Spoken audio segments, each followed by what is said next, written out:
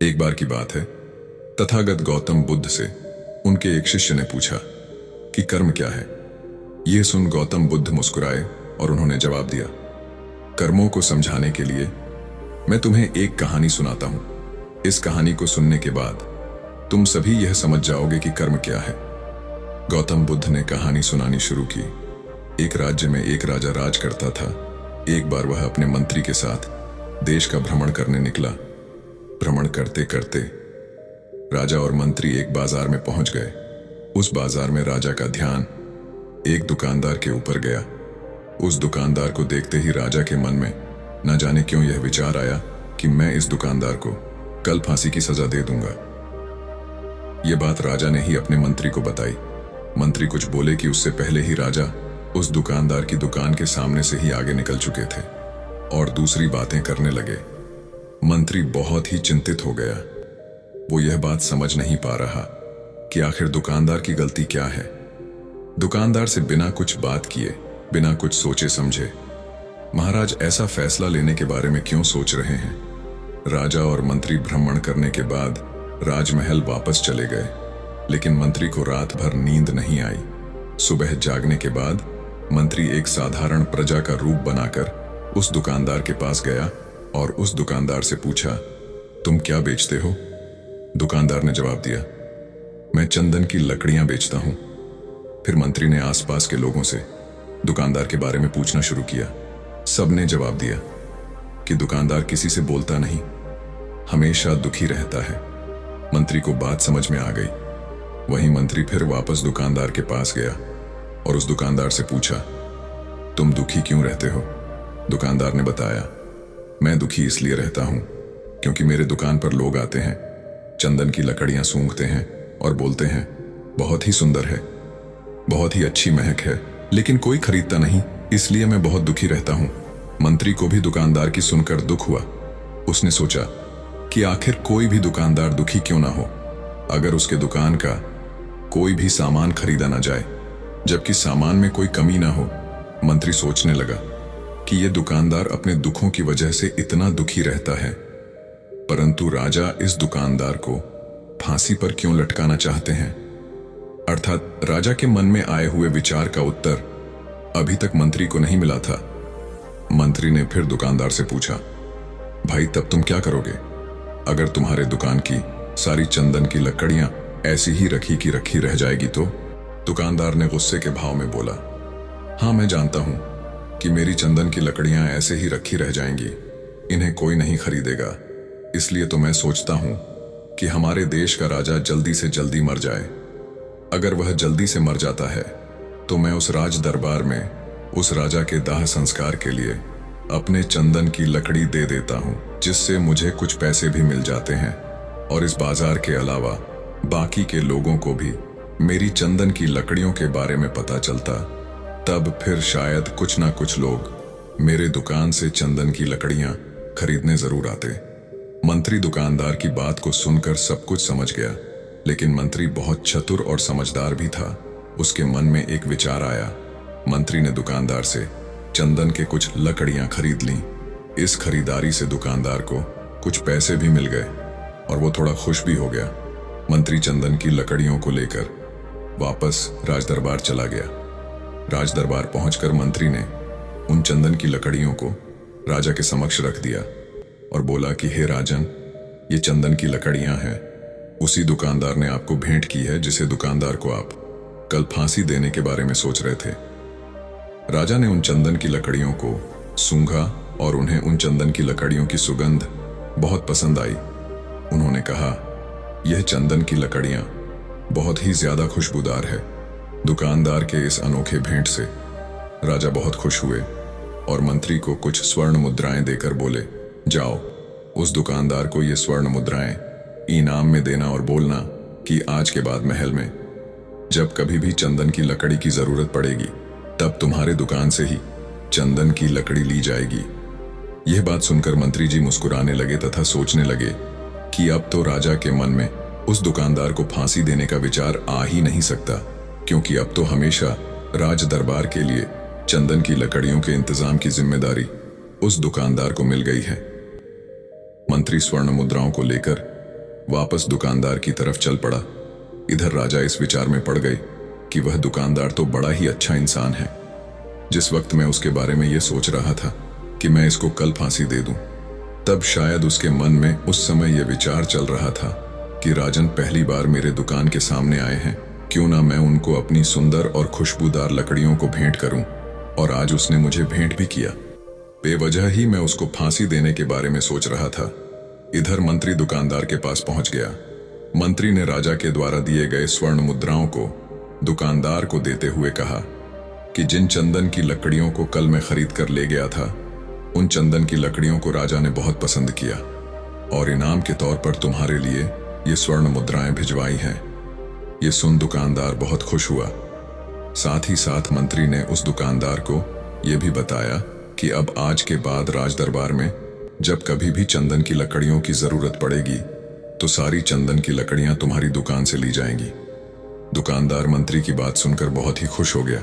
मंत्री ने दुकानदार से पूछा, क्यों भाई, तुम तो राजा के बारे में इतना बुरा भला सोचते थे, लेकिन देखो राजा तुम्हारी कितनी चिंता करते हैं। राजा कितना अच्छा है, राजा अपनी प्रजा के बारे में कभी भी गलत नहीं सोचते। दुकानदार मंत्री की बात से सहमत हो गया और बहुत दुखी होकर राजा के प्रति अपने बुरे विचार पर पश्चाताप करने लगा। दुकानदार मंत्री से बोला, मैं कितना गलत सोचता था राजा के बारे में। राजा तो बड़े ही अच्छे हैं, बड़े ही भले राजा है। भगवान करे कि राजा की बहुत ही लंबी आयु हो। यह बात सुनकर मंत्री भी बहुत खुश हुआ। फिर मंत्री वहां से वापस राज दरबार को चला गया और यहीं पर तथागत गौतम बुद्ध ने इस कहानी को समाप्त करते हुए अपने शिष्यों से पूछा कि अब आप ही लोग बताओ कि कर्म क्या है। किसी ने कहा कर्म बोले ही वे शब्द है, किसी ने कहा कर्म वाणी है, तो किसी ने कहा कर्म सोच है, तो किसी ने कहा कर्म भावना है, वगैरह वगैरह। अपने सारे शिष्यों के जवाब सुनने के बाद महात्मा गौतम बुद्ध ने कहा कि इंसान के विचार ही उसके कर्म है। हमारे विचार जैसे रहेंगे हम वैसे ही कर्म करेंगे और उन्हीं विचारों के द्वारा की हुए कर्म हमारे सुख और दुख के लिए उत्तरदायी होते हैं। अर्थात अगर हमारे विचार ही गलत है तो हमारे द्वारा किए हुए कर्म भी गलत ही होंगे और उनका परिणाम भी गलत ही निकलेगा, जिसके परिणाम स्वरूप हम दुखी रहेंगे। अगर हमारे विचार सही रहेंगे तो हम सही कर्म करेंगे, सही कर्म करेंगे तो फिर सही फल मिलेगा, जिससे हमारे जीवन में सुख आता है। दोस्तों, अब हम कर्म को थोड़ा आसान समझने की कोशिश करते हैं। कर्म का अर्थ है कार्य। इस दुनिया में, इस ब्रह्मांड में जो कुछ भी काम हो रहा है वो सब एक कर्म है। असल में देखा जाए तो कर्म क्रिया और प्रतिक्रिया के साधारण से सिद्धांत को फॉलो करता है। हम भी कार्य करते हैं, वो एक कर्म है। और फिर क्रिया और प्रतिक्रिया के सिद्धांत के अनुसार हर कर्म का एक परिणाम भी होता है। जैसे कांच के गिलास को फेंकना एक कर्म है और उसका टूट जाना उसका परिणाम, अत्यधिक बारिश होना एक कर्म है और बाढ़ आना उसका परिणाम।